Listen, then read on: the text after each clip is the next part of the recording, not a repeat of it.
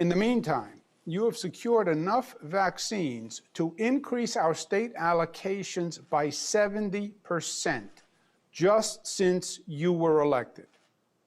You successfully provided the states with 100% FEMA reimbursement through your executive action, which makes an enormous difference on the ground. And finally, and perhaps most importantly, after years of lobbying by the NGA, you proposed $350 billion in direct, unrestricted aid for states and localities. We sincerely thank you. We stand ready to help you pass the American Rescue Plan. And please just tell us how we can help. And we also stand ready to help you pass a national infrastructure bill. Real federal infrastructure investment has been promised many times before, indeed by at least 5 former administrations. Some have said that we have airports that look like they are in a third world country. And they are right, Mr. President. I remember. But we believe that you can get it done, and that now is truly the time to do it because the nation needs it. We stand ready as your partners, shovels poised to hit the ground. So, governors, let's give a warm welcome to the 46th President of the United States, President Joseph Biden. Thank you very much. Thank you, Andrew. I appreciate it a lot. Appreciate your friendship. Let me start by saying, guaranteed, if we're able to, we'll not only have you next year at this time for the Governor's Conference, but we'll have whatever food you want. We can go around each one of you. We just order individually. But all kidding aside, I'm anxious to see you. I wish you could all be here because it's much better. We all do better when we're able to look each other in the eye and know what we're talking about. But thank you. Some of you have been here in the meantime, but I hope to have the Governor's Conference here next year, God willing. You know, I've been talking to several of you quite a bit lately. And as you know, we've approved disaster declarations in Texas, Oklahoma, and Louisiana. In Texas, FEMA was already on the ground providing support for COVID-19 vaccination efforts. So they were able to move quickly to supply generators, food, blankets, and most importantly, water.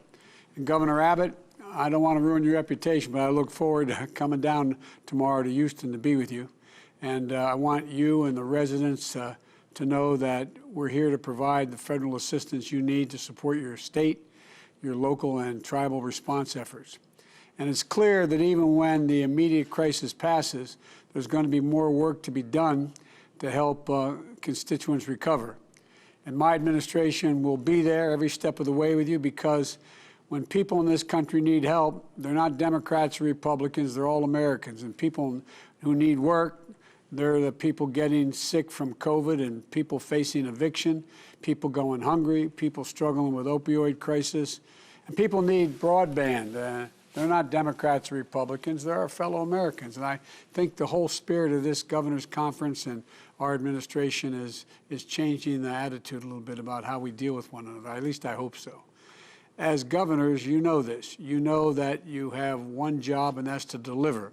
You're in the front lines. I overuse that phrase, but it's hard to overuse it. And as the saying goes, you're the laboratories of democracy. Your challenges can prove to be lessons for everybody. Your successes can prove to be a model for everybody. The storms that hit the South were a painful reminder that so many of our challenges don't stop at our border of our states. They don't make distinctions based on how the state's made up. Today, I want to focus on 2 of those challenges that cross borders, COVID and the economy. You know better than I do. As you know, the ability to deal with one will determine our ability to address the other. On Monday, our nation passed a grim milestone. COVID-19 has now taken over 500,000 of our fellow Americans. That's more than died in World War I, World War II, and the Vietnam War combined. And most governors, that's more than the population of your largest cities in your state or your territories. Gone. And as a country, we have to remember those we lost, but particularly those who were left behind. But as we remember, we also have to act to end the politics of misinformation that has divided families, communities, and the country, and that has cost too many lives already. We have to fight this together as one, to state the obvious. I know you all know this. As a friend of mine, you say you not only understand me, you overstand me. We're the United States of America, and this cruel winter's not over. If we come together, we can usher a more hopeful spring. We can usher it in, and that's what we're working to do together. As you know, I came in office, I set a goal, which was mocked for by some, none of you, but by some. I set a goal of saying we're going to do 100 million shots, get 100 million shots in people's arms in my first 100 days as president.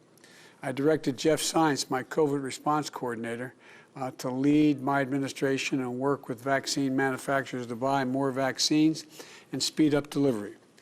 We used, as some of you have suggested, the Defense Production Act to speed up supply chains for key equipment like fill pumps and filters, which have helped increase vaccine production. We've increased vaccine allocations, as Andrew said, the governor said, to your states by almost 70% since coming into office, whatever number of days ago it's been, 37 or something like that. We secured enough vaccine to supply 300 million Americans, 300 million, to take care of all their needs in terms of vaccination by the end of July. And we've all seen in the news that Johnson & Johnson vaccine if the FDA approves the use of this new vaccine, we have a plan to roll it out as quickly as Johnson & Johnson can make the vaccine. Of course, it's not just getting the vaccines, it's getting the vaccines in the arms. And this is another place where your work and our partnership is making a big difference.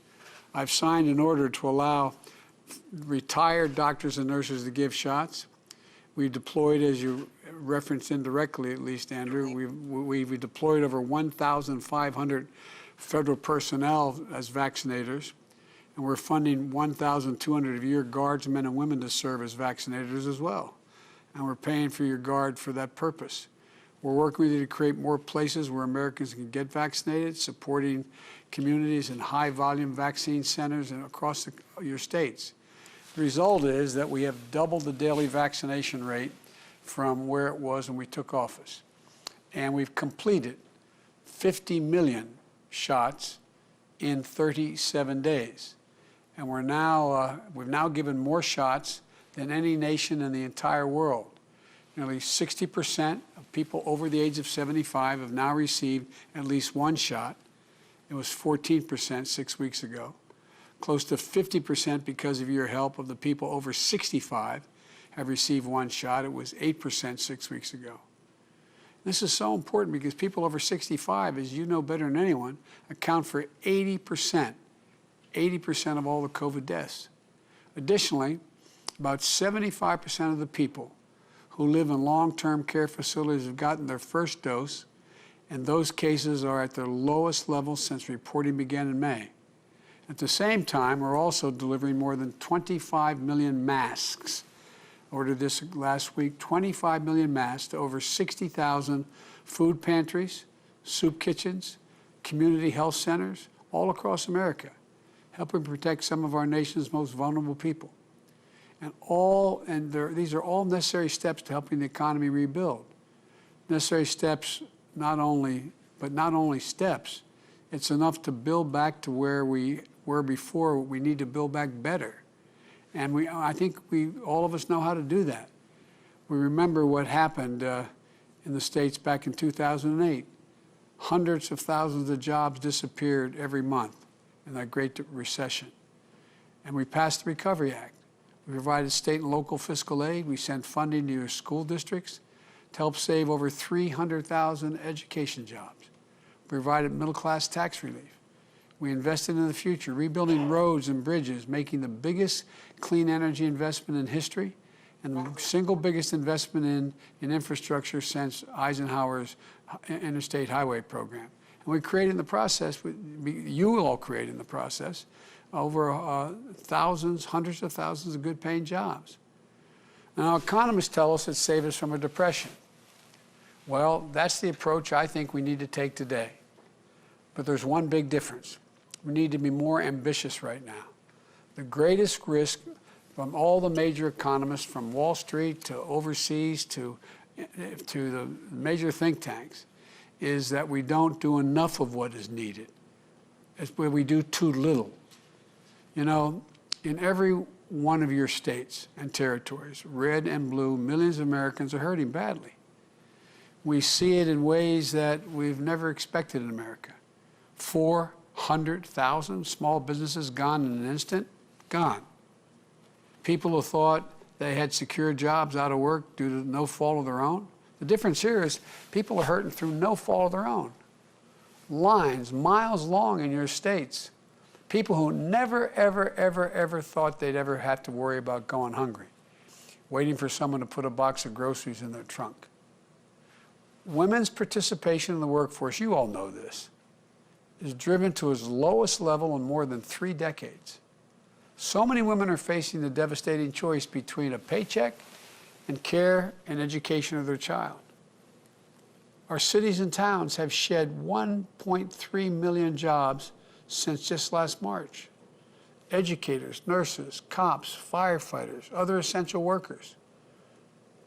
The economic toll of this pandemic continues to tear through our country as brutally as the virus itself. And so we need to comfort the economic, we just have to step up. The economic toll we have to address with the same aggressiveness and seriousness of purpose as we do the virus. And that's what the American Rescue Plan does. Instead of chasing COVID-19, it allows us to get ahead of it with more testing, supplies, vaccinations. It gets our kids back to school safely. Many of you are already doing that, so students can catch up in learning they've lost, and parents can finally catch a break. The American Rescue Plan finishes the job of getting a total of $20,000 in direct payments to people. Getting direct relief to people is a lifeline for them and bumps our economy in a higher gear. And there's more to the American Rescue Plan, and much more it will do. Provide flexible aid to your cities and states to help essential workers stay in the job and essential services keep going. It provides rent relief, food and nutrition, assistance to millions of children and families facing hunger. And the American Rescue Plan also expands access to affordable child care that's going to enable parents, particularly mothers, to get back to work. It provides assistance to mom and pop small businesses that are the engines of our economic growth and the glue of our communities. And it covers the cost of paid leave for businesses whose workers are sickened by COVID-19, and it fills an important gap in our nation's safety net that helps reduce the spread of the virus. I could go on. I'm probably already going on too long, but you know a lot of it already, because the plan was created to include many of the things you have individually and collectively asked me for in recent conversations. The bottom line is the American Rescue Plan meets the moment. An analysis by Moody's estimates that it will help the economy create 7 million more jobs this year alone. And it would be on the way to another 18 million jobs, Moody's estimates, would be created over the next 4 years with our Build Back Better recovery plan. Look, what we do now will determine whether we build from a position of strength, whether we lose years of sluggish and unequal recovery. And the only way to contain this pandemic and help the American people as quickly as possible is passing the plan as quickly as possible. The vast majority of the American people from both parties support it according to the data. I'm grateful that many of you, Democrats and Republicans, have expressed support as well. We are not the type of nation that can or will stand by and watch our people suffer needlessly through no fault of their own. It goes against our conscience. It goes against sound economics. It's not who we are. We're people who know that there's nothing we've ever failed to do when we've set our mind to doing it. So let's get this done. I've gotten over 400 mayors contacting me to get this plan passed. A lot of you have moved to do that. Send millions of Americans, wherever they live, whoever they voted for, a strong message that help and hope are on the way. We can do this. And I hope that Jill and I, as I said, can welcome you all to the White House for next year's meeting. And may God bless you all, and may God protect our troops. We got a lot to do, guys, but we can do it. Mr. President. Mr. President, quickly. Let's go. What did you tell us? Sally, go now. Let's go. Thank you. Thanks, everyone. Was it a good call? Thank you. Yes.